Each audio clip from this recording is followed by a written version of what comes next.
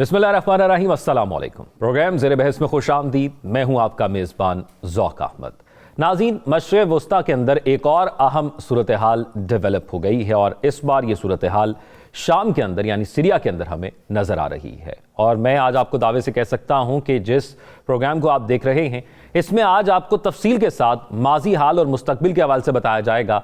इसमें आपको यह भी बताया जाएगा कि कौन से अहम स्टेक होल्डर्स हैं जिसके बायस हम सीरिया में ये सूरत हाल देख रहे हैं जो कि 13 सालों से जारी थी और आज उसमें बिल्कुल सूरत हाल मुख्तलिफ हो गई है। 50 साल से जो ख़ानदान, 50 से ज़ायद साल से जो ख़ानदान वहाँ पर हुकूमत कर रहा था, क्यों बशारुल असद जो है वो वहाँ से मुल्क छोड़कर चले गए हैं।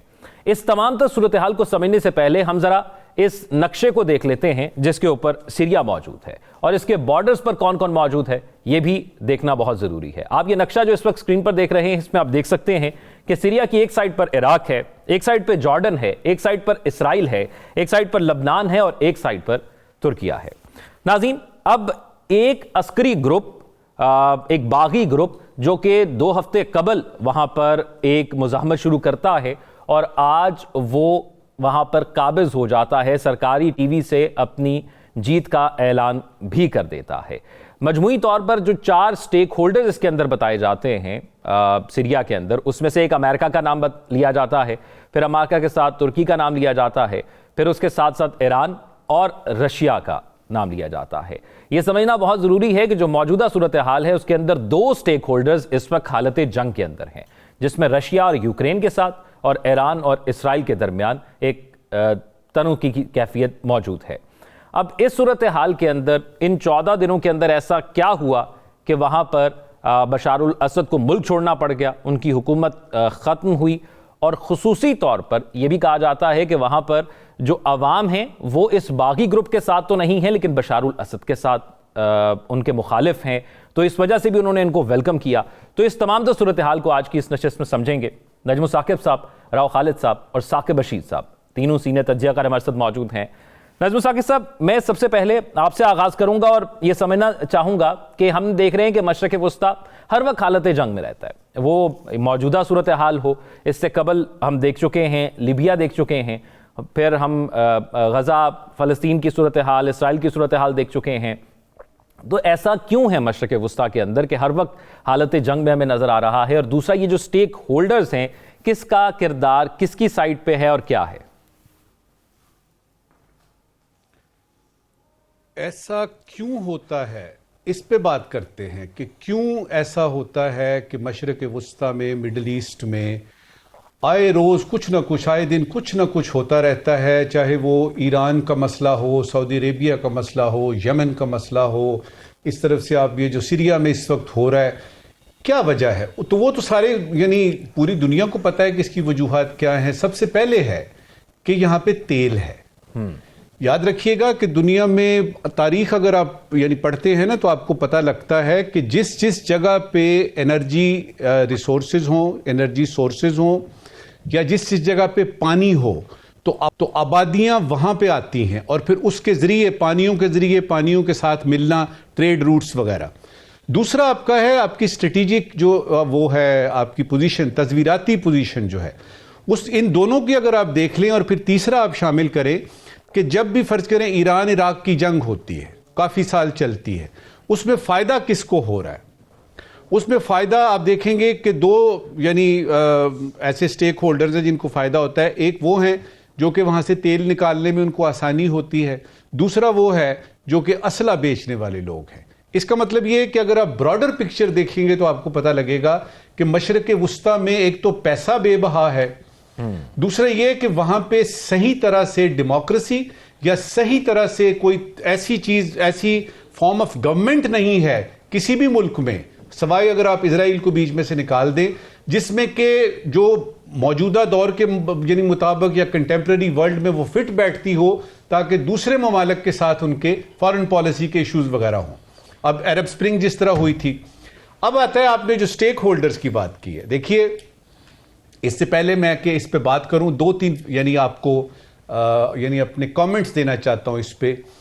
हमने पिछले 24 बरस में जब तक ये बशरुल असद का रहा, हमने बहुत सारी बातें सुनी, उसमें हमने इन स्टेक होल्डर्स का भी सुना कि रूस है एक तरफ अमेरिका है, अमेरिका के साथ तुर्की है, तुर्की के साथ फलां है, इधर से हिजबुल्लाह जो है वो भी है और ईरान भी है। और कोई ये बात नहीं हमने सुनी इन यानी ख़ास तौर पे 2011 के बाद से अब तक कि सीरिया में रहने वाले मेजॉरिटी जो पॉपुलेशन है वो क्या चाहती है। आप नोट कीजिए मैं क्या कह रहा हूं जी। इसमें हमने ये सुना अमेरिका ये चाहता है, रूस ने अपने जंगी जहाज भेज दिए, फलानी बॉम्बिंग शुरू हो गई, हिजबुल्लाह ने अपना हिसाब किताब शुरू कर दिया, इजराइल बीच में है, इजराइल और हिजबुल्लाह, इजराइल और ईरान जो कि सीरिया में सूरत हाल है। वहां पे रहने वाले जो लोग हैं, ये मुल्क है किसका? क्या ये मुल्क है कि ये इस तरह के जितने स्टेक होल्डर्स हैं ये आए और उसके ऊपर बमबारियां करें और इनके जो महाजरीन हैं वो दुनिया भर में जाए? हमने क्या देखा? हमने ये देखा कि सीरियन बच्चों की बाकायदा तौर पे एडॉप्शन होती है। दुनिया भर में ये लोग जब जाते हैं जी चलो जी ये बेचारे महाजरीन हैं इनको ले लिया जाए, जबकि ये मुल्क जो है अपने तमाम रहने वालों के का वसीला भी बन सकता है और अपने तमाम रहने वालों को खाना शाना खिला सकता है। क्यों ऐसा है? अब ये सवाल जब आएगा फिर आपको पता लगेगा कि जिसको हम ग्रेट गेम कहते हैं, मिसाल के तौर पे आप ट्विस्ट कर देते हैं, आप घुमा देते हैं सिचुएशन को कि देखिए जी चूंकि अमेरिका वहां आ गया लिहाजा रूस का आना जरूरी है, चूंकि ईरान वहां पे है लिहाजा इजराइल जो है। अच्छा, फिर हर एक स्टेक होल्डर के अपने अपने अज़ाइम हैं, उसमें से सिर्फ इजराइल का देख लेते हैं। इजराइल जो है उसका शुरू से लेकर अब तक है और वो चीजें अब खुल के सामने आ रही हैं, ग्रेटर इजराइल का कॉन्सेप्ट कि ये दरियाए नील से लेकर दरियाए फुरात तक ये सारा इलाका हमारा है। और उसमें ये जाहिर है सीरिया तो बिल्कुल अब यानी हुआ ना आप इजराइल के बगल में जी। ये अगर आप देखें तो आपको पता लगेगा कि इस इलाके को आपने यानी मामू जान का घर, खाला जान का घर समझा हुआ है। और ये क्यों हो रहा है? इसमें कुछ इंटरनल एलिमेंट्स भी हैं। मिसाल के तौर पे ये बशरुल असद का जो आपका दौर खत्म हुआ है, क्यों इसने अपने लोगों की तरफ नहीं देखा? क्यों इसने ऐसी हुकूमत की जिसमें के बाहर के लोगों से ये डील करते रहे और चलता रहा? इससे पहले इनके वालिद साहब करते थे। तो ये गलती सिर्फ ये नहीं है कि बाहर से लोग आ रहे हैं, अंदर से भी कुछ अवामिल एलिमेंट्स ऐसे होते हैं जो कि आपको दावत देते हैं एक तरह से कि आ जाएं आप। तो इस वक्त की जो सूरत हाल है उसमें यह है कि वो शेर याद आ गया। आपने पूछा ना ये अचानक क्या हो गया, आप बात कर रहे थे जी। वक्त करता है परवरिश बरसों, वक्त करता है परवरिश बरसों, हादसा एकदम नहीं होता। इसमें बहुत सारे, और सबसे बढ़ के जो बात है ना, सबसे बढ़ के जो बात है वो ये है कि सीरिया के अवाम जो है इस वक्त जश्न मना रहे हैं। तो आपको पहली दफा पता लगा कि सीरिया के अवाम क्या चाहते हैं। मैं पाकिस्तान की पॉलिसी क्या होगी मैं ये भी जानना चाहूंगा, लेकिन मैं राव साहब से पहले ये जान लेता हूं कि राव साहब ये फरमाइएगा कि क्या खित्ते को खतरा हो सकता है जो सूरत हाल सीरिया में इस वक्त डेवलप हुई है? बहुत ख़तरनाक सूरत हाल है अगर हम ओवरऑल इसका जायज़ा लें, क्योंकि जिस तरह से वहाँ पे हुकूमत हुई, इंटरनल जो उनकी डायनामिक्स है वो भी बड़ी डेंजरस है, और एक्सटर्नली उसका जो इन्फ्लुएंस और यूज़ हुआ, जिस किस्म की चीज़ें वहाँ पे यूज़ हुई, उसमें सबसे पहली चीज़ तो हम इसराइल के हवाले से देख रहे थे। इसराइल शाम को जो एक्सेस ऑफ रेजिस्टेंस जो था ना उसका एक हिस्सा समझता था बड़ा स्ट्रॉन्ग, और उसका यानी ख्याल था, यकीन था, बल्कि इसके फैक्ट भी है कि 55 ईरानियन बेसिस थे वहाँ पे जो उनको दिए हुए थे, और उसका ये प्रॉक्सीज जितनी हैं हिजबुल्लाह की वो उसके थ्रू ऑपरेट होती है और वहीं से उनको सप्लाई आती है, जो मुख्तलिफ रूट्स के ज़रिए फिर इसराइल के ख़िलाफ़ वो सारा हिजबुल्लाह अपना उसके जंग करता है। पहली तो इसकी सूरत हाल ये है। दूसरी ये जो तुर्क कुर्द हैं जो तुर्की के साथ जिनकी लड़ाई चल रही है, सेंटर में अब तुर्की की हमायत याफ्ता आप कह लें एक तरह से ये हुकूमत, ये लोग जो हैं जो बागी जो हैं हयात तहरीर शाम वाले ये आ गए हैं। अच्छा, इनकी अंदरूनी कन्फ्लिक्ट भी है फिर बहुत सारी मुख्तलिफ बुनियादों के ऊपर।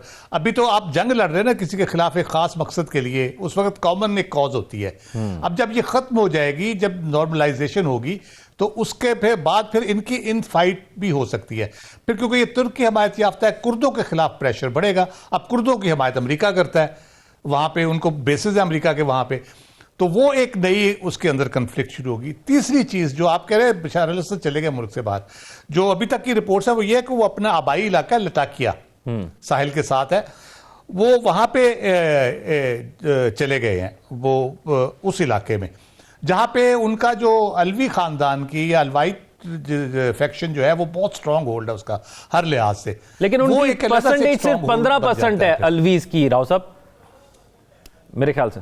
एग्जैक्टली 15% है, तो ये भी तो 20% तकरीबन ये हैं हयात वाले, 20% वो हैं कुर्द जो है। ये इस तरह करके उनकी इक्वेशन बनती है, जो उनका जो स्पोर्ट उनकी अगर हम काउंट करें तो ये 3 हिस्से आप देखते हैं इसके, जो एक कहा जा रहा था कि बशार अल असद अगर कंटिन्यू करते ज़्यादा अरसे तक तो ये 3 हिस्सों में मुल्क तकसीम हो जाएगा। अब क्या सूरत हाल होगी, अब वहाँ पे किस किस्म की गवर्नमेंट बनती है?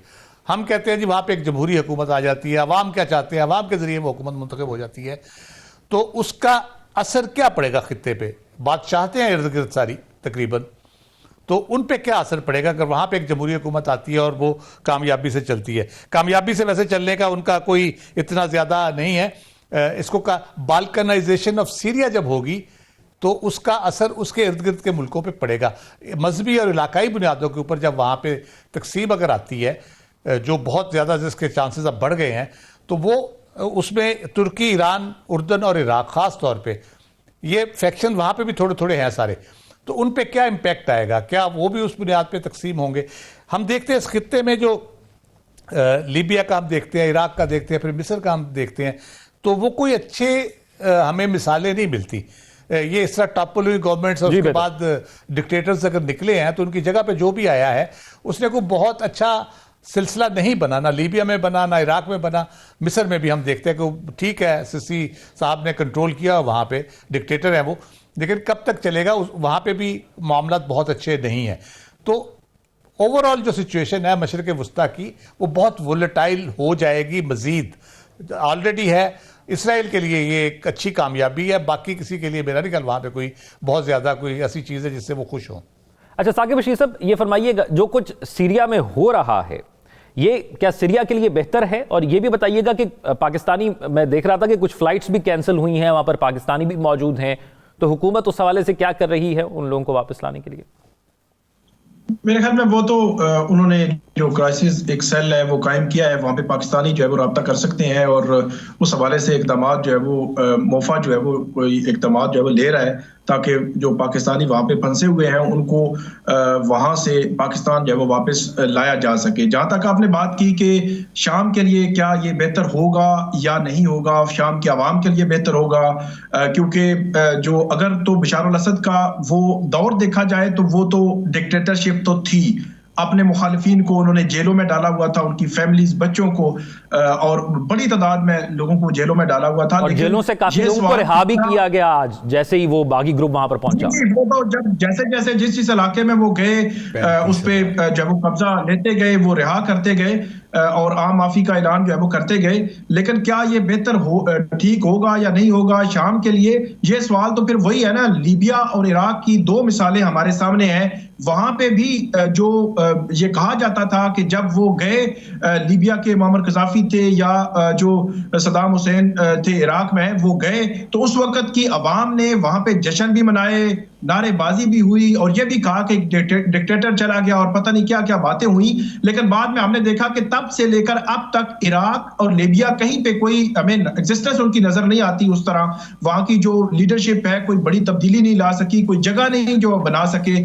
तो इस तरह शाम का मुस्तकबिल भी बहुत कोई आप ये कहें कि एक बड़ा इनकलाबी किस्म का मुस्तकबिल होगा, ये कहना जो है वो कबल वक्त है। फिर एक और चीज, इस अभी जो कुछ हुआ है शाम में, उस तनाजुर में ये देखना जरूरी है। ये तकरीबन वैसे तो ये मामला 2011 से चल रहा था, लेकिन रिसेंटली ये दिनों में जो कुछ हुआ है, दिनों में हुआ है और रेजिस्टेंस नहीं हुई जो शामी अफवाज हैं उनकी जानिब से। बल्कि मैं ये पढ़ रहा था कि जो इनिशियली उन्होंने जब 2 इलाकों पे कब्जा किया तो उस वक्त शामी अफवाज खुद जो उन इलाकों में मौजूद थी, उन्होंने जंगजुओं से एक मुआहदा किया कि हमें सेफ एग्जिट दें, और उन्होंने उन इलाकों जिन पे कब्जा कर लिया था फिर शामी अफवाज को सेफ एग्जिट दिया।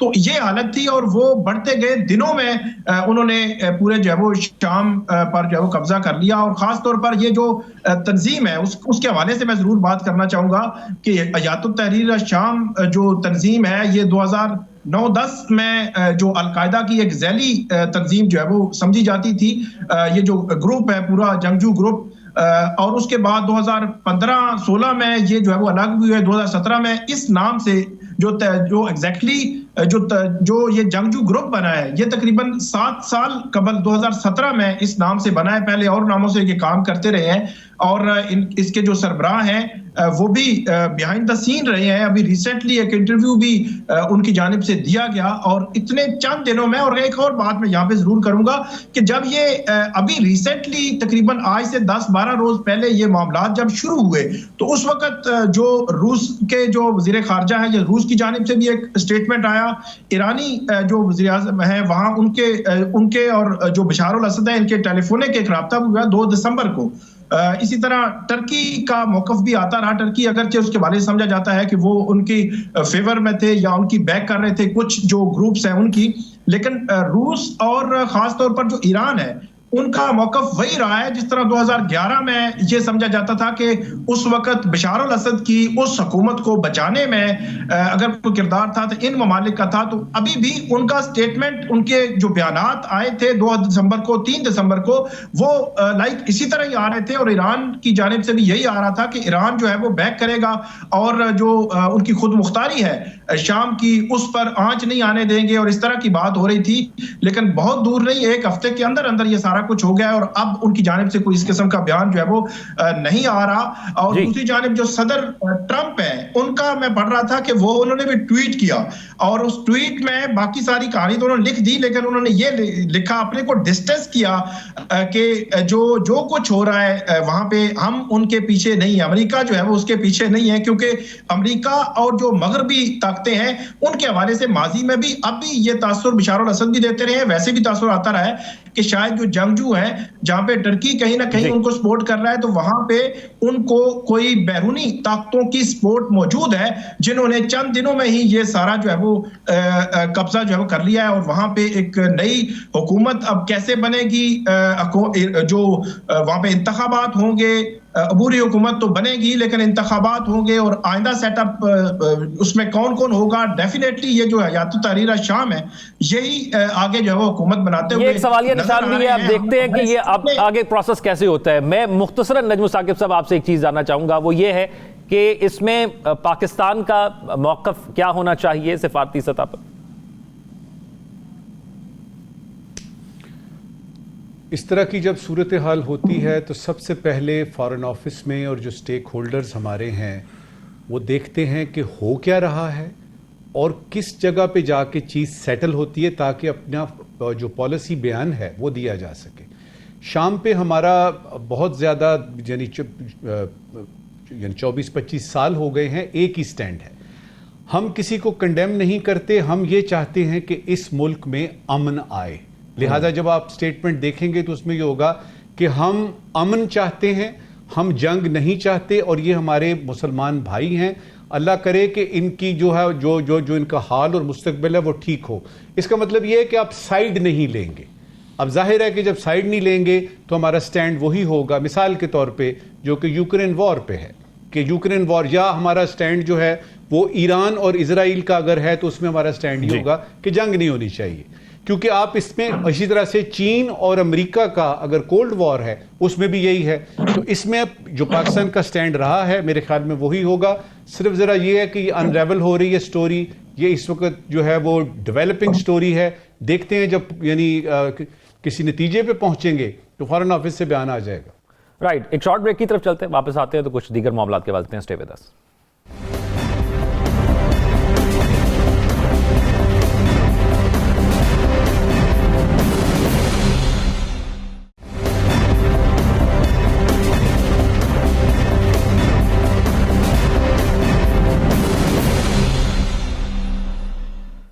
ब्रेक के बाद खुशामदीद नाज़रीन।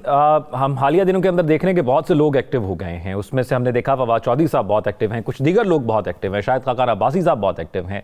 फिर मौलाना फजल रहमान साहब से बहुत सी मुलाकातें हो रही थी और उसकी बुनियादी वजह एक मदारिस का बिल था। अब वज़ीर आज़म साहब की टेलीफोनिक रब्ता भी हुआ मौलाना साहब से 1-2 दिन कबल, और अब वज़ीर आज़म साहब की हिदायत पर सदर मुमलिकत ने मंगल को कौमी असम्बली का इजलास बुला लिया है, क्योंकि मौलाना फजल रहमान साहब ने कहा था कि आज तक फैसला कर लें, उसके बाद फिर वो अपना लाहे-अमल आगे लाएंगे। तो हुकूमत ने मौलाना फजल रहमान साहब को इंगेज कर लिया है, ऐसा लग रहा है। दूसरी तरफ हमने देखा कि शाहिद खाकान अब्बासी साहब ने कल एक प्रेस कॉन्फ्रेंस की, उसके अंदर उन्होंने बहुत ही मामलात के हवाले से गुफ्तगू की है। एक तो जो हम इस प्लेटफॉर्म से भी कहते रहे हैं वो ये था कि मुल्क के लिए सबको एक साथ बैठना पड़ेगा, ये एक उनकी स्टेटमेंट थी।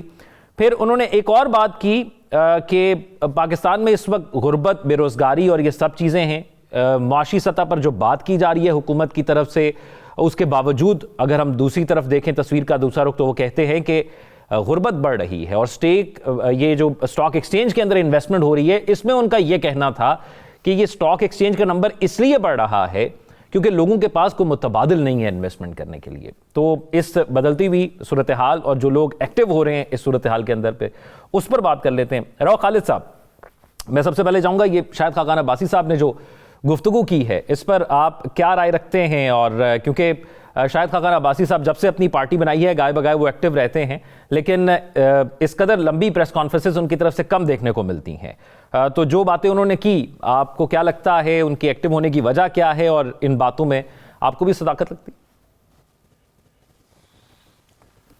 देखिए, एक्टिव तो अभी हुए हैं, बीच में गाहे बगाए इंटरव्यू देते रहे टीवी पे आके ज़रूर, लेकिन वो लगता है पार्टी बना के भूल ही गए थे। मुझे तो नाम भी नहीं याद रहा उस पार्टी का, APP शायद उसका एब्रीवेशन बनता है।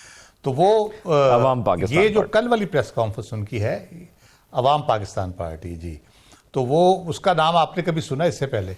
अभी यानी अब मैंने कहा है तो आपको यानी आपने बताया, तो इससे पहले आपने पिछले जब से बनी है मेरा ख्याल है दोबारा नाम भी नहीं सुना हमने अवाम पाकिस्तान पार्टी का। शाहिद खाकान अब्बासी साहब एज इंडिविजुअल इंटरव्यूज भी दे रहे हैं, सारा कुछ दे रहे हैं। तो अभी जो वो एक्टिव हुए हैं, ओवरऑल जो सिचुएशन आपने बताई, बहुत से लोग एक्टिव हुए हैं और एक नेशनल गवर्नमेंट की बात आ रही है या कौमी मफाहमत या एक बड़े पैमाने पे होना चाहिए।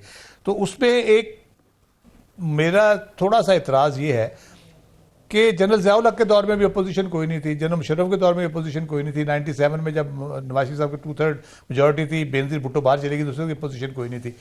तो नेशनल गवर्नमेंट का मतलब ये कोई अपोजिशन करने वाला ना हो। तो उस दौर में क्या ऐसी रिफॉर्म्स या चीज़ें हुई कि हम अब उनको दोबारा से उसी तरह से कर पाएंगे? तो मसला ये है बुनियादी तौर पे कि एतराज़ात अपनी जगह पे, उन्होंने जो कुछ कहा उन मुल्क के हालात के हवाले से उनके तज़िये से हुकूमत तो मुत्तफिक नहीं है। वो कहते हैं जी मुल्क का निज़ाम ठीक नहीं चल रहा, मुल्क के निज़ाम को ठीक करने के लिए बदलना होगा। वो नया पाकिस्तान वाला नारा वो भी लगा रहे हैं, ज़रा और तरीके से लगा रहे हैं। निज़ाम बदलने की जब आप बात करते हैं, रिफॉर्म्स होंगी, कौन सी रिफॉर्म्स होंगी? चले जी, रिफॉर्म्स एजेंडा भी बन गया, आपने बना लिया। IMF का जो 43 पॉइंट्स है वो भी रिफॉर्म एजेंडा ही है, वो कोई अलहदा चीज़ नहीं है। वो वही चीज़ें जिससे आप मुल्क की इकॉनमी ठीक कर सकते हैं, मुल्क के मामला ठीक कर सकते हैं। तो वो रिफॉर्म एजेंडा तो ले दे के हमें आखिर में पता ये चलता है कि दो चीज़ें हम लैक करते हैं, एक कॉम्पिटेंस और एक पॉलिटिकल विल। रिफॉर्म एजेंडा मौजूद है, उसको लागू करने की कॉम्पिटेंस नहीं है और पॉलिटिकल विल नहीं है। ये 70-75 साल में मुझे तो यही समझ आता है कि वो जब तक वो चीज़ें नहीं होंगी तो आप उस तरह से नहीं कर सकते। लेकिन जैसा कि मैंने कहा कि हुकूमत उनके तज़िये से इत्तफाक नहीं करती। हुकूमत तो कहती है माशी का इशारिये जो हैं वो बहुत बेहतर हो गए हैं, कुछ नज़र भी आ रहे हैं। जैसे आप जो अफरात ज़र की शरह है वो यकीनन नीचे आई है, महंगाई उस तरह से कम नहीं हुई। एक चीज़ 50 की 100 पे चली गई है, तो अब पहले 6 महीने में चली गई थी 50 से 100 में, अब 100 से 150 में वो अगले साल 1.5 साल में जाएगी। बढ़ तो रही है लेकिन जो जिस तेज़ी से बढ़ रही थी उसमें बहुत कमी आ गई है। यकीनन 34 और 40% तक चली गई थी, अब वो 3% पे आ गई है। फिर बाकी रिजर्व्स की बात करते हैं, फिर जो दिवालिया का एक नारा लगता था हो गया, वो भी कहते हैं हमने रोक लिया है। ओवरऑल इशारे सारे ठीक है। तो हुकूमत तो इत्तफाक ही नहीं करती। तो वो नेशनल गवर्नमेंट किस तरह से बनेगी और उस नेशनल गवर्नमेंट में कौन होगा? एक कौमी गवर्नमेंट, कौमी हुकूमत जो बनेगी उसमें बाकी सारी जमातें ऑलरेडी तकरीबन मौजूद हैं इस गवर्नमेंट में, इलाही सारे मौजूद हैं। एक PTI कह लें बाहर है और JUF जो मेन पॉलिटिकल पार्टी जिनको आप कह सकते हैं कि वो बाहर हैं हुकूमत से। तो वो अगर अंदर आ जाती हैं, क्या PTI आएगी उसके अंदर उस पूरे सारे सिस्टम में? और ये याद रखिएगा अगर कौमी हुकूमत भी होगी तो उसमें से नून और पीपल्स पार्टी आउट नहीं होंगी। कौमी हुकूमत का मतलब यह है कि तमाम पॉलिटिकल पार्टीज उसमें होंगी। PMLN क्या लीड रोल में होगी, क्या PPP लीड रोल में होगी, क्या PTI लीड रोल में होगी, शायद खाकान अब्बासी साहब उस नेशनल गवर्नमेंट के सरबराह होंगे। तो ये बहुत ट्रिकी किस्म की सारी सूरत हाल है। बात कर देनी बहुत आसान है, कौमी हुकूमत बन जाए और सारा, लेकिन कौमी मुफाहमत के लिए डायलॉग जो ओपन करना है वो बहुत ज़रूरी है। अगर उस चीज़ पे हम जाते हैं तो मेरा ख्याल है फिर हम किसी ना किसी नतीजे पे पहुंच जाएंगे और किसी ना किसी डॉक्टर साहब, ये जो आप डायलॉग की बात कर रहे हैं, शायद खाकान अब्बासी साहब क्या इस डायलॉग को ओपन करवा सकेंगे? मेरा ख्याल है कोशिश अगर करें इस वक्त तो उसमें बहुत से लोग माइल हैं। इवन पीटीआई ने भी कमेटी बना दी है। पीटीआई सबसे ज़्यादा रेजिस्ट कर रही थी डायलॉग को, सबसे ज़्यादा उन पे एतराज़ हो रहा था, तो उन्होंने अगर कमेटी बना दी है तो मेरा ख्याल है कि मैं तो पहले भी कल भी कहा है, पहले भी कहा है, बिलावल साहब को इनिशिएटिव लेना चाहिए। वो इस वक्त ऐसी पोजीशन में हैं कि वो बात कर सकते हैं। 26वीं तरमीम पे उन्होंने जो किया वो उसको आगे चलाएं, अगर थोड़ा सा आगे चला लें, वो पीटीआई के साथ आगे बढ़ के एक कदम आए और उनसे बात करें। जैसे मैं कमेटी बन चुकी है ना उनकी, उसी कमेटी के सरबराह जो है वो उमर अयूब है, तो उनको वो फ़ोन कर लें, उनको कहें कि जी आपकी कमेटी बन गई है, हम भी आपसे बात करना चाहते हैं, आप हुकूमत से भी ज़रूर करें, हम भी हुकूमत का एक तरह से हिस्सा ही हैं, चाहे हम हुकूमत में ओहदे नहीं लिए हुए, लेकिन हम आपकी मदद करने को तैयार है। हुकूमत से बातचीत में हम भी उस टेबल पे आपके साथ बैठेंगे। तो ये इनिशिएटिव किसी ने लेना है और इस इनिशिएटिव से बात चलेगी। ये नहीं होगा कि हुकूमत और अपोजिशन की ठनी रहे, एक दूसरे के खिलाफ बढ़ के लगाते रहे, बयान देते रहे, उधर से धरने चल पड़े, एहतजाज शुरू हो जाए, इधर से कंटेनर लग जाए। तो ये इस तरह से अगर चीज़ें चलती रहेंगी तो चीज़ों को बेहतर करने में मदद नहीं मिलेगी।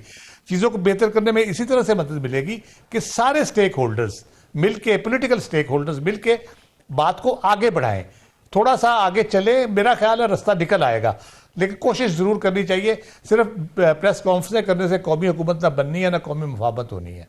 जी नजमुल साकिब साहब, ये कुछ मुलाकातें भी हो रही हैं। वज़ीर आज़म शहबाज शरीफ साहब नवाज शरीफ साहब से मुलाकात कर रहे हैं, फिर आरा सनाउल्लाह साहब की एक मुलाकात हुई है वज़ीर आज़म शहबाज शरीफ साहब से, और मौलाना साहब से जो मुलाकात हुई थी उसका हाल उन्होंने बयान किया।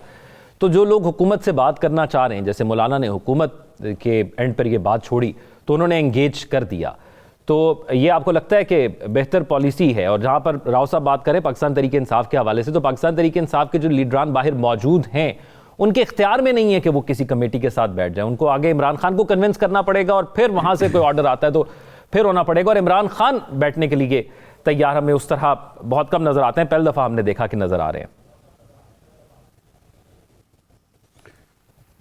ऐसा है ज़ौक़ कि अगर ख्वाब देखने पर और ख्वाहिशात करने पर टैक्स लगे ना, तो आप यकीन कीजिए कि ये शायद खाकान अब्बासी साहब ने जो भी कहा है, या जो मौलाना साहब कह रहे हैं, या जो उधर से पीटीआई की आवाज़ें आ रही हैं, तो बड़ा भारी टैक्स अदा करना पड़ेगा। फ़र्क सिर्फ ये पड़ता है कि आप जब बात करते हैं तो उसको सब्सटेंशिएट करने की आप में ताकत, कुव्वत, हिम्मत और लाहे अमल कोई है।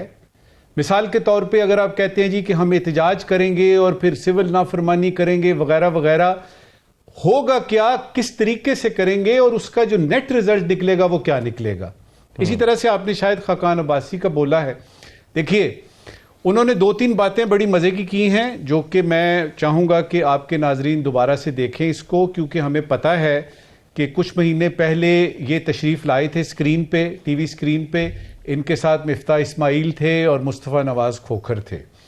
इन तीनों ने आके बड़ी बड़ी बातें की थी। उसमें से जो ख़ास बात थी वो ये थी कि ज़रूरी नहीं है कि हम पार्लियामेंट में ही जाके बात करें, हम पार्लियामेंट के बाहर भी ये कर सकते हैं, जो कि एक बड़ी सेन किस्म की, बड़ी यानी सेन जिसको कहते हैं ना अप्रोच थी कि अगर हम नहीं भी आते पार्लियामेंट में तो अब होता यह है कि इन 3 अशखास में से मुस्तफ़ा नवाज खोखर साहब आराम से बाहर निकल जाते हैं, अब बाकी 2 रह जाते हैं। और इन्हीं 2 ने कल भी प्रेस कॉन्फ्रेंस की।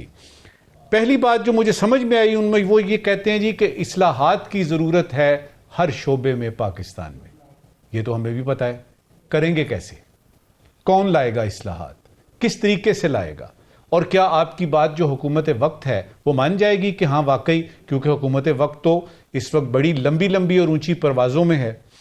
वो कहते हैं जी कि रूल ऑफ लॉ के बगैर मुआशी तरक्की मुमकिन नहीं, ये तो हमें भी पता है। अब रूल ऑफ लॉ जो है पिछले 1947 से अब तक किन किन जगहों पे कैसे कैसे होता रहा। आपका बस चलता है, अभी चलेगा, कल को चलेगा, कुछ पता नहीं है। जो मजेदार बात थी उसमें सबसे वो ये थी कि ये मुल्क सबका है, हमें ये मुल्क वापस कर दें। अब मुझे समझ नहीं आया कि ये मुल्क किससे वापस ले रहे हैं। अगर ये सबका है तो सबको वापस होगा, और अगर सबको वापस होगा तो सब में तो वो भी शामिल है जिन्होंने ये मुल्क देना है। तो इसमें कुछ 4-5 बातें थी जो मुझे, असल बात यह है कि खाकान अब्बासी साहब जब भी बात करते हैं ना तो बड़े तरीके सलीके से, अच्छी बात ये होती है वो लहजा अपना ठीक रखते हैं, उनका लबो लहजा अच्छा है, वो ज़बान अच्छी इस्तेमाल करते हैं और उनके अंदर एक दयानतदारी नज़र आती है।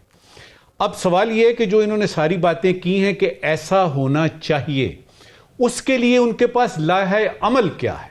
मिसाल के तौर पे अगर ये अवाम पाकिस्तान पार्टी है तो इसमें और कितने लोग हैं, क्योंकि शुरू में इन्होंने कहा था मुस्लिम लीग नून से भी आ रहे हैं, पीपल्स पार्टी से भी आ रहे हैं, कुछ आज़ाद भी आ रहे हैं, अभी तक उस सिलसिले में कोई बात नहीं हुई। और दूसरी बात यह है कि क्या इस वक्त की जो सियासी सूरत हाल है पाकिस्तान में, उसमें किसी नई पार्टी का कितनी स्पेस बनती है, और उस नई पार्टी के अगर सिर्फ 2 लोग ही सामने आ रहे हैं तो उसका मुस्तकबिल क्या नजर आ रहा है, ये हम सबको पता है।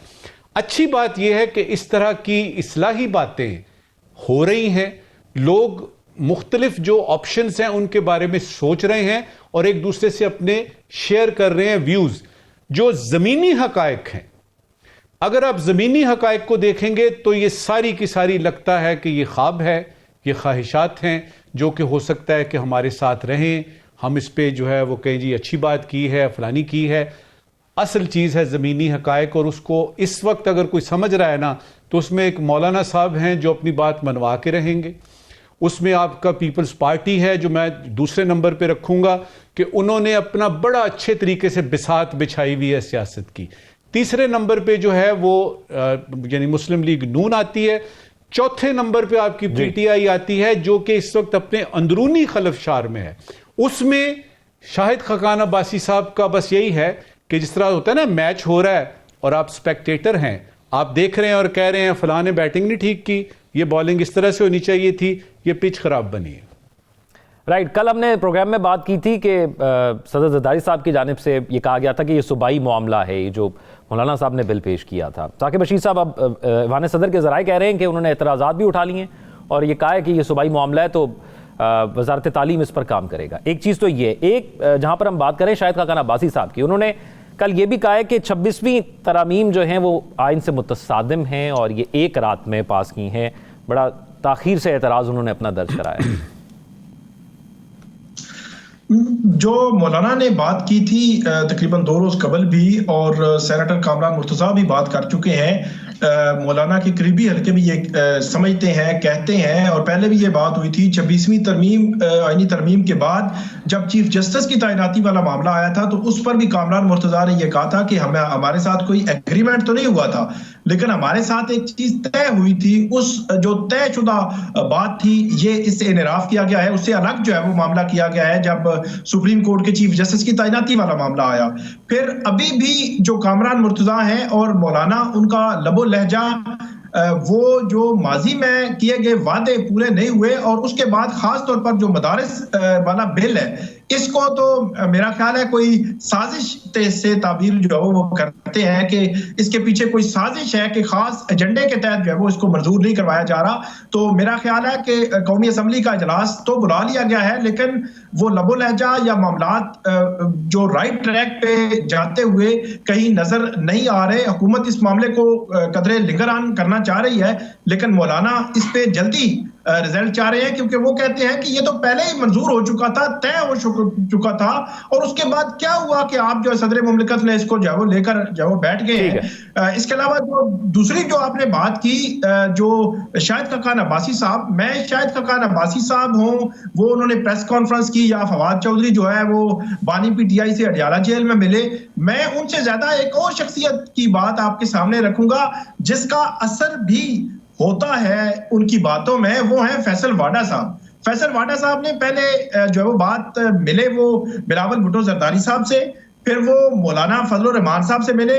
ये कभी भी ऐसी स्पेशल मुलाकातें उनकी इंडिविजुअल हैसियत में कभी हमने नहीं देखी माजी में, और आज वो एमकेएम से मिले हैं कराची में, और उन्होंने जो अल्फाज कहे हैं वो काफी जो है वो मतलब उस पर बात हो सकती है। उनका ये कहना है कि बानी पीटीआई की समेत तमाम के मैंडेट को तस्लीम करना होगा, और नेशनल उन्होंने कहा कि तमाम सियासी जमातों को मुशावरत में शामिल करना होगा, और जब तक हम मिलकर नहीं बैठेंगे सारी सियासी जमातें तो मुल्क के मसाइल हल नहीं होंगे।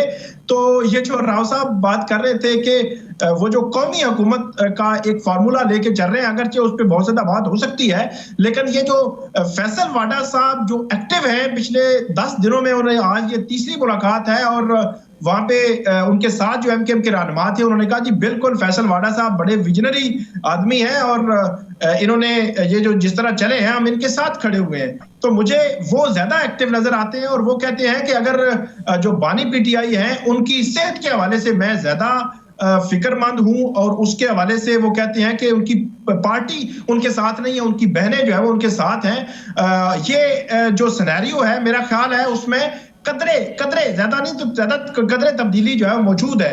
जहां तक बात है शाहिद खान अब्बासी साहब की, वो भी कहते हैं कि मुझे अगर सिस्टम इजाजत दे तो मैं अडयाला जेल मिलने के लिए तैयार हूं, लेकिन उनका मिलना या जो है वो इसके अलावा मिफ्ता इस्माइल साहब का या उनकी जो करीबी लोग हैं उनका मिलना मेरे ख्याल में बहुत ज्यादा असर अंदाज इसलिए नहीं हो सकता क्योंकि आजकल शाहिद खान अब्बासी साहब नवाज शरीफ साहब पर भी और खास तौर पर मुस्लिम लीग नून पर भी सख्त जो है वो तनकीद कर रहे हैं। जिस तरह जो मामलात को हैंडल करने में मुस्लिम लीग नून का किरदार रहा है, जिस तरह की लेजिस्लेशन हुई माजी में, अभी रिसेंट पास्ट में, तो उस हवाले से बहुत ज्यादा वो नाकिद भी हैं। तो उनको या पीपल्स पार्टी को उनकी जानिब से कन्विंस करना आसान नहीं होगा।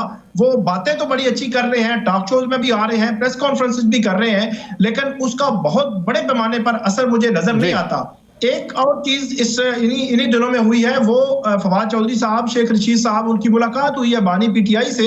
तो वहां पे वो फवाद चौधरी जो पीटीआई में अगरचे वो दरमियान में उन्होंने ट्वीट किया, फिर उसके बाद एक्टिव नहीं हुए पीटीआई में, लेकिन वो अभी भी जब बात कर रहे हैं मीडिया पे आकर या उनके ट्वीट्स को हम देखते हैं तो वो मफाहमत और मुज़ाकरात की बात करते हैं। वो कहते हैं कि पीटीआई को कमेटी बनानी चाहिए, कमेटी मुज़ाकरात होने चाहिए और मुज़ाकरात के दरवाजे बंद नहीं होने चाहिए। और जब वो मुलाकात करके आए हैं बानी पीटीआई से, तो उनका यही कहना था कि वो उन्होंने भी कमेटी बना दी है। अभी जो रिसेंटली इस हवाले से वो पहले भी बात कर चुके हैं कि पाकिस्तान तहरीक इंसाफ जो है वो बात करने के लिए तैयार है। अब आने वाले दिनों में पता लगेगा इस कमेटी के हवाले से कि क्या बातचीत होती है और ये मामला किस तरफ जाता है। ब्रेक की तरफ चलते हैं। ब्रेक के बाद बात करेंगे चैंपियंस ट्रॉफी के हवाले से कि क्या इस वक्त मौजूदा सूरत हाल है और पाकिस्तान की तैयारी क्या है।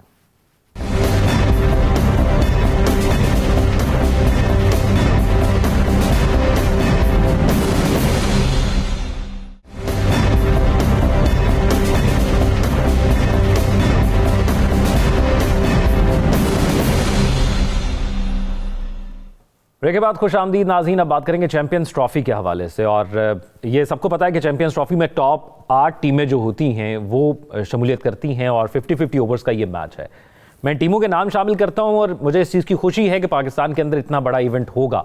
अगर इंडिया के साथ हमारा हाइब्रिड मॉडल तय पाता है, किसी न्यूट्रल वेन्यू पर खेलते हैं, तो उसके बावजूद बशमूल पाकिस्तान 7 टीमें होंगी जो पाकिस्तान के अंदर होंगी। उसमें बांग्लादेश है, न्यूजीलैंड है, अफगानिस्तान है, साउथ अफ्रीका, ऑस्ट्रेलिया और इंग्लैंड है। नजम साकिब साहब क्रिकेट लवर्स हैं और ख़ास तौर पर जब पाकिस्तान इतने बड़े इवेंट की मेज़बानी करेगा तो इससे ज़्यादा खुशी की बात हमारे लिए नहीं होगी कि वर्ल्ड की 6 टॉप की टीम पाकिस्तान में होंगी अगर इंडिया किसी न्यूट्रल वेन्यू पर खेलेगा। तो पाकिस्तान की तैयारियां आप कैसे देख रहे हैं इतने बड़े इवेंट को पाकिस्तान के अंदर कंडक्ट करने के लिए? देखिए, सबसे पहले तो देखते हैं, अच्छी बातें करते हैं ना। अच्छी बातों में सबसे अच्छी बात यह है कि हमारे जो मुख्तलिफ स्टेडियम्स हैं, ख़ास तौर पे जो कज़ाफ़ी स्टेडियम है उसकी अपग्रेडेशन हो रही है, उसमें नए स्टॉल बन रहे हैं, नई हिसाब किताब हो रही है, स्पेक्टेटर्स की जगह बढ़ाई जा रही है और उनसे कहा गया है इंतज़ामिया से कि 31 दिसंबर तक आपने इसको जो है वो नवानकोर कर देना है। उसके साथ हमें ये भी पता लगा कि बहुत सारे नए वेन्यूज़ भी बन रहे हैं, स्टेडियम्स बन रहे हैं, जो स्टेडियम ऑलरेडी मौजूद हैं उनको आप अपग्रेड कर रहे हैं। तो ये तो हुई पहली अच्छी बात। दूसरी अच्छी बात ये है कि इंडिया अगर नहीं भी आ रहा तो बाकी भी तो लोग हैं ना इस दुनिया में, यानी ऑस्ट्रेलिया आ रहा है कि नहीं आ रहा, आपका न्यूजीलैंड आ रहा है, अफगानिस्तान आ रहा है कि नहीं आ रहा, तो कुछ टीमें आ रही हैं, पता नहीं क्यों हमारे यहाँ इंडिया फिक्सेशन इतनी होती है, वो नहीं आना चाहते तो ना आए ना, उनका कोई यानी निकाल लेंगे मोहसिन नकवी साहब कोई ना कोई जो है वो तरीका। और तीसरी अच्छी बात यह है कि नकवी साहब ने हमें, मोहसिन नकवी साहब ने हमें आज एक खुशखबरी दी है। अच्छा, वो आमतौर पे चूंकि बड़े धीमे लहजे में बोलते हैं तो वो यानी एक यानी मुकर्रर की तरह नहीं वो बोलते, तो वो यानी कई बातें उनकी यानी गौरतलब होता है कि है ही नहीं। उन्होंने ये कहा कि मैं पाकिस्तानी अवाम को इस सिलसिले में जो उनकी तवक्कुआत हैं उनसे बढ़ के दूंगा। इसका मतलब ये है कि इस वक्त जो सूरत हाल चल रही है चैंपियंस ट्रॉफी की, पाकिस्तान और इंडिया का जो मसला चल रहा है, उसमें इंडिया ने अभी तक लिख के जवाबात नहीं दिए उन तमाम सवालों के जो कि आईसीसी ने किए हैं। पाकिस्तान का मौक़िफ़ बिल्कुल सामने है। हमने ये कह दिया कि जी हम ठीक है, हम करते हैं हाइब्रिड, लेकिन ये है कि फिर अगर कल को यानी 3 साल के लिए वो यानी हो रही है बात कि अगर कल को इंडिया में कोई चैंपियनशिप होती है तो हम फिर इंडिया भी नहीं जाएंगे। अच्छा, अब इसमें क्या खुशखबरी है जो मोहसिन नकवी साहब देंगे, कुछ देर बाद पता चल जाएगा। तो मुझे लगता है कि इंतजार फरमाइए का बोर्ड है जो कि लगा हुआ है इस सिलसिले में, लेकिन मेरी ख्वाहिश होगी कि इतना बड़ा इवेंट पाकिस्तान में हो रहा है, और अगर आपको याद हो कि एक वो ज़माना था जिसपे कि श्रीलंका वाली टीम के साथ वाकया पेश आया और कोई टीम इधर आती नहीं थी, अब बहुत बेहतर सूरत हाल है और कोई भी नतीजा निकलता है इस पार्लेस का।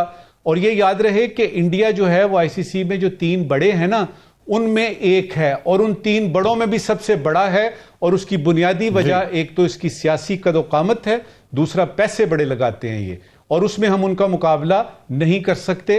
तो हमें अपने असूली मौक़िफ़ पे डटे रहना चाहिए, जो कि मोहसिन नकवी साहब ने बड़े अच्छे तरीके से वाजे कर दिया है। राव साहब, चैंपियंस ट्रॉफी से हमारी कुछ बहुत ही अच्छी यादें जुड़ी हुई हैं। 2017 जो आखिरी चैंपियंस ट्रॉफी हुई थी, पाकिस्तान वर्सेस इंडिया फाइनल, और पाकिस्तान ने वो जीता, और पाकिस्तान तब से अब तक, क्योंकि उसके बाद चैंपियंस ट्रॉफी हुई नहीं, तो पाकिस्तान उसका विनर है अब तक।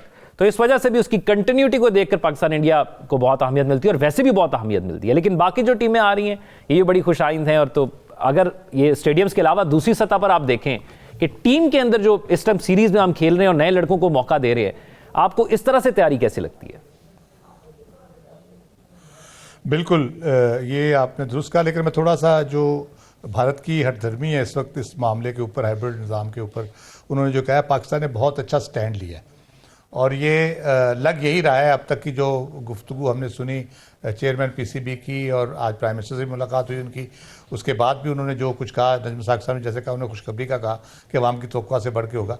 तो ये एक ऐसी चीज़ है जो भारत अगर हाइब्रिड निज़ाम पे मान भी जाता है 3 साल के लिए जो हमने प्रपोजल दी है, तो वो बहुत जल्दी उसको एहसास होगा कि उसको इस हठधर्मी से पीछे हटना पड़ेगा। क्योंकि आप देखते हैं कि जो पाकिस्तान और रिसेंटली जो हुआ था टूर्नामेंट इंडिया के अंदर, पाकिस्तान और भारत का जो मैच था उनके सबसे बड़े स्टेडियम में रखा गया, जिसकी 1 लाख की कैपेसिटी है। क्यों रखा गया? क्योंकि पाकिस्तान और इंडिया का मैच पाकिस्तानी हो, इंडियंस हो और बाकी लोग जो, वो बहुत शौक से देखते हैं और बड़ा इंटरेस्ट होता है उनका। तो वो हमारे साथ जो कर रहे अपने शायकीन के साथ भी वो कर रहे हैं, उधर से भी प्रेशर बढ़ रहा है और आएगा। और मेरा ख्याल है कि ये बहुत अच्छी प्रपोजल जो की है। जहाँ तक बात है तैयारी की आपने नए लोगों की, मेरा ख्याल है बहुत अच्छे तजर्बात है, नए कम्बिनेशंस हमने ट्राई किए हैं, जिम्बाब्वे में किए हैं, ऑस्ट्रेलिया के साथ हमने वनडे सीरीज़ भी खेली है, जिम्बाब्वे के साथ वनडे सीरीज़ खेली है। अभी हम साउथ अफ्रीका से 10 तारीख को पहला हमारा T20, फिर हम वनडे सीरीज़ खेलेंगे, उसके बाद वेस्ट इंडीज़ पाकिस्तान है टेस्ट सीरीज़। लेकिन हमारी प्रिपरेशन बड़ी अच्छी हो रही है, जिसमें हमने नए लड़कों को टेस्ट करने का मौका मिल रहा है, और नो डाउट हमारे पास बहुत अच्छे खिलाड़ी, क्लास के वर्ल्ड क्लास खिलाड़ी मौजूद हैं। लेकिन जो नए बच्चों को ट्राई किया गया है, उनके जो जिस तरह के होनहार वो हैं, जिस तरह के हैं, एक तो उनका मैच इंटरनेशनल मैचेस खेलने का एक्सपीरियंस हुआ है, कॉन्फिडेंस आया है, उसके बाद वो शायद ना खेलें, इसमें चैंपियंस ट्रॉफी में भी ना खेलें या साइड बेंच पे हों। लेकिन हमारा बेंच इतना मजबूत हो जाएगा कि अगर किसी वक्त किसी वजह से प्लेयर हमें इंजरी की वजह से या अदरवाइज किसी वजह से हमें बिठाना पड़ता है, तो उसकी रिप्लेसमेंट के लिए हमारे पास उसी लेवल के बच्चे मौजूद होंगे। तो ये बहुत एक पॉजिटिव डेवलपमेंट है और ये इसी तरह से होना चाहिए था। हम साथ, इससे पहले ये होता था कि साथ लड़के ज़रूर जाते थे, नए लड़के उनको, ताकि वो ड्रेसिंग रूम शेयर करें, वो एनवायरनमेंट शेयर करें, लेकिन ज़्यादातर उनको चांस नहीं मिलता था। जी, इन सीरीज़ में हमने देखा है कि चांस मिल रहा है। साउथ अफ्रीका में मैं तवक्को करूंगा कि नए लड़कों को ज़्यादा चांस मिलेंगे, ताकि वो मज़ीद एक तगड़ी टीम के खिलाफ जब खेले तो उनको मज़ीद कॉन्फिडेंस भी आए और एक्सपीरियंस भी उनका उसमें हो। तो ये हमारा बहुत ही खुशाइंद बात है। तैयारियों के हवाले से मेरा ख्याल है बहुत अच्छी बात हो रही है, और स्टेडियम की रेनोवेशन के हवाले से ये बहुत पहले होना चाहिए था। पीसीबी जो है कोई भूखा बोर्ड नहीं है, बहुत पैसे हैं उसके पास, और माशाल्लाह पीएसएल जब हमारी होती है वो दुनिया की टॉप की एक लीग है, तो उसके हवाले से भी बहुत ज़्यादा अर्निंग्स होती हैं, सारा कुछ है। तो हमें ये स्टेडियम्स की बेहतरी, रेनोवेशन, नए स्टेडियम, ये कलेक्टिवली राव साहब बड़ी अच्छी चीज़ है। और फिर जब से ये बड़ा अहम चीज़ हो जाएगी, मैं साकिब बशीर साहब से जान लेता हूं कि हम हमेशा खेल में भी कहते हैं और क्रिकेट में भी कहते हैं कि लास्ट बॉल तक फाइट करो, और अब पाकिस्तान का जो स्टांस है, ये भी पाकिस्तान अपनी तरफ से एक फर्म स्टांस लेकर बैठा हुआ है। हमें खुशी भी होती है कि पाकिस्तान ने इस स्टांस पर खड़ा है। जो भी फैसला होता है वो देख लेते हैं, लेकिन हम अपने मौक़िफ़ पर मौजूद हैं। जी बिल्कुल, ऐसे ही नजर आ रहा है कि आखिरी गेंद तक जो वो लड़ने का प्लान बनाया हुआ है पाकिस्तान ने, पीसीबी ने, और वही कोशिश कर रहे हैं, क्योंकि अल्टीमेटली जो आईसीसी में अगर वोटिंग पे बात आती है तो फिर मुख्तलिफ बात हो सकती है, क्योंकि बीसीसीआई उसका होल्ड भी आपको पता है ज्यादा है, वहाँ आईपीएल और बहुत सारे इश्यूज है वर्ल्ड वाइड। पाकिस्तान को इस सारे सिनेरियो से अलग भी नहीं किया जा सकता, तो इसीलिए अभी तक आईसीसी जो है, रोजाना की बुनियाद पर ये खबरें आती है कि आप आईसीसी आज फैसला करेगा, कल फैसला कर ले, जल्दी फैसला होने लगा है, तो अभी तक वो फैसला नहीं कर पा रहे इस पर। जो चीजें जो है वो फाइनल स्टेज पे हैं, किसी लम्हे भी फैसला तो हो जाना है, आ जाना है कि अब होना क्या है। लेकिन इस सारे कज़िये में मेरा ख्याल में जो भारत की हटदर्मी है, भारत का इस सारे मामले में सियासत को लाना है, भारत का पाकिस्तान में जो क्रिकेट का फ़रोग है, जो क्रिकेट आगे बढ़ रही है, पाकिस्तान में हालात नॉर्मल हुए क्रिकेट के हवाले से, उसके हवाले से जो मनफी जो प्रोपेगेंडा है वो उसका पाकिस्तान के हवाले से जो बुग़्ज़ है वो सामने आया है। अगरचे जो क्रिकेट है, स्पोर्ट्स है, इसको जो सियासत है उससे अलग थलग जो है वो होना चाहिए। दूसरी बात भी बड़ी इंपॉर्टेंट है, इसी के साथ जुड़ी हुई है कि पाकिस्तान की क्रिकेट टीम अगरचे अच्छा परफॉर्म कर रही है, अभी रिसेंटली हमने देखा जो मैचेस में नए लड़के की बात जिस तरह की गई है, लेकिन साथ ही पाकिस्तान की क्रिकेट टीम को अब इतना बड़ा चैलेंज के उस लेवल पे जाके पाकिस्तान जहां पे चैंपियन ट्रॉफी होनी है आईसीसी के साथ, भारत का मामले के हवाले से इतने चीजें चल रही हैं, अब क्रिकेट टीम को परफॉर्म भी करना होगा। ऐसा ना हो कि कहीं पहले ही शुरू में ही कोई मैचेस हार के वो साइड पे बैठे हुए हों और बाकी टीमें जो है वो चैंपियन ट्रॉफी इंशाल्लाह साकिब बशीर परफॉर्म करेंगे और हम अच्छा देखेंगे, फाइटिंग मैचेस देखेंगे। नाज़िम साकिब साहब, क्विकली आज के सवाल।